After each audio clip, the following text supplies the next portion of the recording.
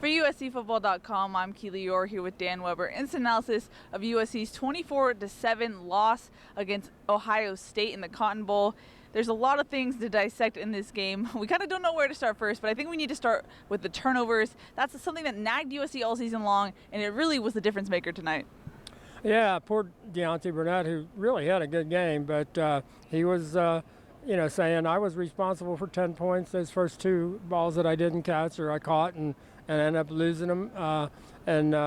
Sam just said, it really sucks to have that. I don't know. Hopefully no one has told Sam this stat yet, but somebody looked it up in the press box that Sam's 21 turnovers for the season are more than 78 teams' turnover numbers. So, this was unfortunately not uncharacteristic of what's happened at say Notre Dame.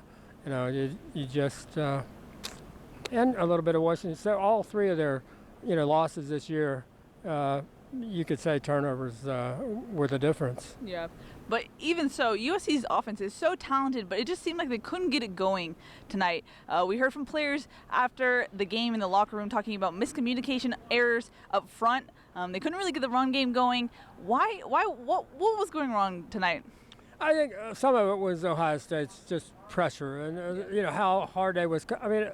There's a reason, for example, that Ohio State practiced one more practice than USC here. 2 hour full pads practices when USC took one of those days off, didn't practice in full pads at all. Now the kids will all tell you, no, there's no connection. That's how we do it. We played a tough schedule. We had 13, games, and this is the best way to do it. And you ask them, well, how was it good for Ohio State to do it that way? And they said, well, and they did give Ohio State credit. They said they clearly had made the decision, and I think we heard this a little bit from Urban Meyer the other day, that if Sam had enough time, USC's receivers were going to get open. And I think they made the decision, we have to punch the ball loose. And USC kids were saying, we did not see that on film. And they said they think that was absolutely coached into Ohio State since the season was over. To match up with USC is to come with full force when they catch the ball and knock it loose. And they did, they did enough times, and they sacked Sam 8 times, and that was the difference, because if USC doesn't give them the 2 touchdowns, if the USC offense doesn't give them 2 touchdowns, at the end of the game, when USC is down here driving to try to get that last score, they'd have been going for the win.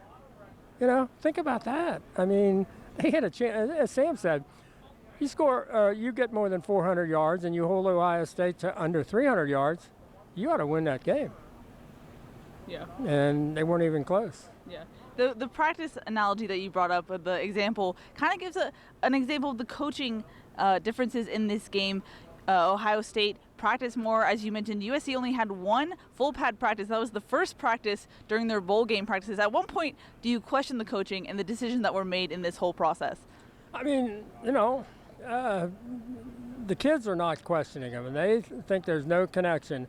I think Ohio State believes that there is a connection. I think Wisconsin 2 years ago in the Holiday Bowl, when they went full pads and very physical and beat up USC team that had kind of taken it easy in the postseason especially. And I thought USC did really good job in getting ready to do what they wanted to do in practice.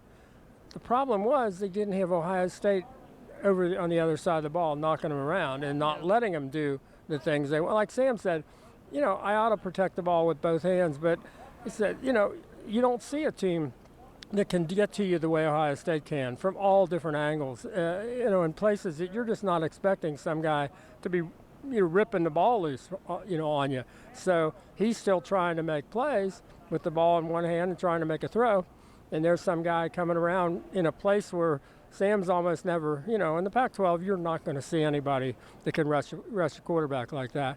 And they just weren't ready for what Ohio State did to them. They just weren't.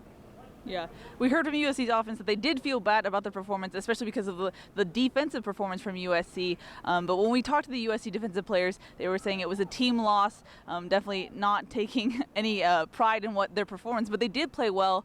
They kept Ohio State scoreless in the second half, so it was unfortunate to have such a impressive performance, especially for senior captains like Chris Hawkins and Uchenna Nwosu, to leave USC with this bad taste in their mouth. Yeah, I mean, it really was. And the defense was not taking credit for anything. They were, proud of how they played, but, they're taking this as a loss for everybody. Sam was really good in the locker room. He didn't have to probably talk. He'd already talked at the press conference, and he said, sure. And he was signing, balls and signing jerseys and hugging guys, and he said what he's going to do. He's not thinking about what he does next. He's going to spend the next few days hugging the seniors and wishing that they could have gone out of here, as a winner. Talk to everybody he can. I asked him if this game will impact his decision. He said he didn't know yet. He said, I haven't even thought about, what I look at, from this game, and then does that tell me I need to stay? Does it tell me I need to go? Said he didn't, hasn't gone that far in his thought process yet. Well, that's my question. For the juniors that were maybe on the fence coming into this game, how much does this game weigh on their decision? I know Deontay Burnett told us that he hasn't even thought about his possibility to go to the NFL. He said that's a decision that comes later. As you mentioned, Sam Darnold, how much does this game kind of push guys over the edge one way or the other? I don't know. I mean, I think like a guy like Deontay, people keep asking him. I don't, but people keep asking him about what are you going to do? It's obvious he hasn't ever thought about it. So it's like, well, maybe I need to think about because everybody's asking me if I'm thinking about it. So I don't know. What those decisions are. You would guess that Ronald Jones has made his decision. I'm not sure about anybody else that's just made their decision yet. But I think the way this game went, I just don't think anybody right now has any idea how to factor this game into any decision about what happens next. This was a weird game. Yeah, well, that's what I was going to ask you next. If you're the coaches, if you're Clay Helton, what next steps do you make? Do you think about coaching positions at all at this point? Yeah, I would think so. I mean, I would think, let's face it, Ohio State has the winningest active head coach, the third winningest head coach of all time in Urban Meyer. He's got two coordinators that are both, have been head coaches at big programs. USC doesn't have that kind of experience. And, obviously last year, against a big-time program, that wasn't too much for them against Penn State in the Rose Bowl. This year, it looked like it was too much. It looks like they were not ready for this moment, and Ohio State was as ready as they needed to be. And I think that's on the coaches, and they have to look at it and say, what do we have to do better? What didn't we get right? Do we need somebody else in here to be doing some things that we're not getting done? And I think some hard decisions are required about the coaching staff. In that sense, would this game be a reality check for Clay Helton and company? Because I feel like beforehand they still could claim the Pac-12 championship title, but this game was kind of a wake-up call about certain changes that probably need to happen. You couldn't have said that any better. I mean, you could not be more correct. Yeah, this is let's face it, winning the Pac-12, which is now 1-7 in bowl games, which is the worst record of any conference ever in bowl games now since USC lost. If USC wins, they don't have the worst record, but they have the worst record now of all time. And this is something I'd be worried about. So when USC says, well, we won the Pac-12, you want to say, and so? What does that mean?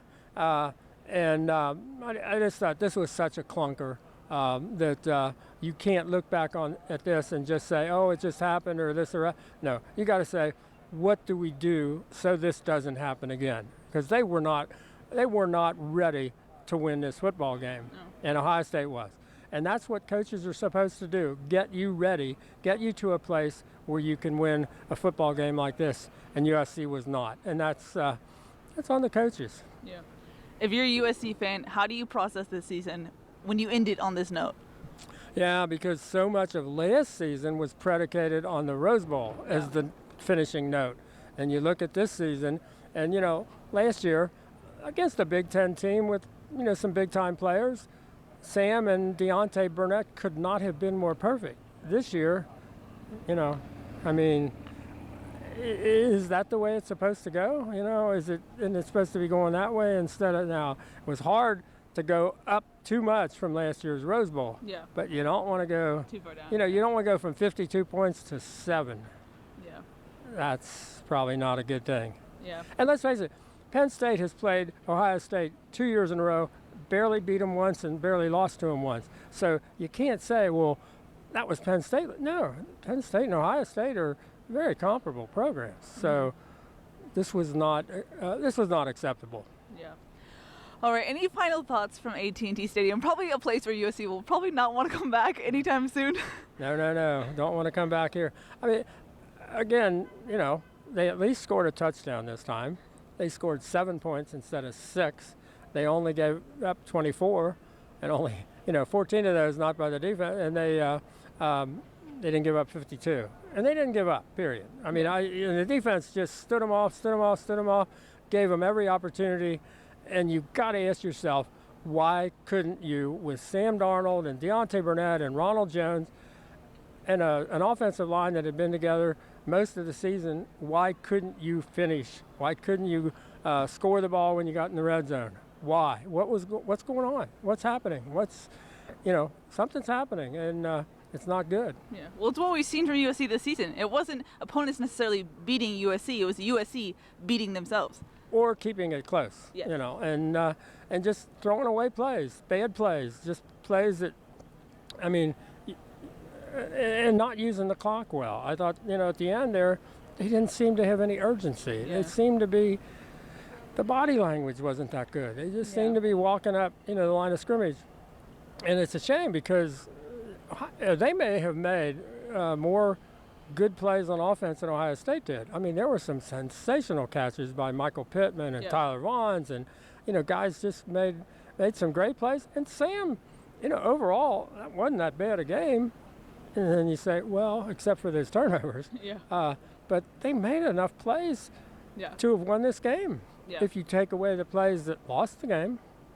Yeah, I guess that's what makes it so frustrating for USC fans, and it's frustrating to end this season on that note, but that's how it ends. That was this season. Tonight again, we say that was the season that we just had. Here it is again. Yep. All right, that's going to wrap it up from AT&T Stadium and for the 2017 season of USC football. Thank you guys so much for watching us, the practice reports, the post-game analysis. We appreciate you watching, and we like talking to you guys, so we thank you, and we will see you for signing day in a month. So we'll see you soon. For Dan Weber, I'm Keely Eure. For more, check out uscfootball.com.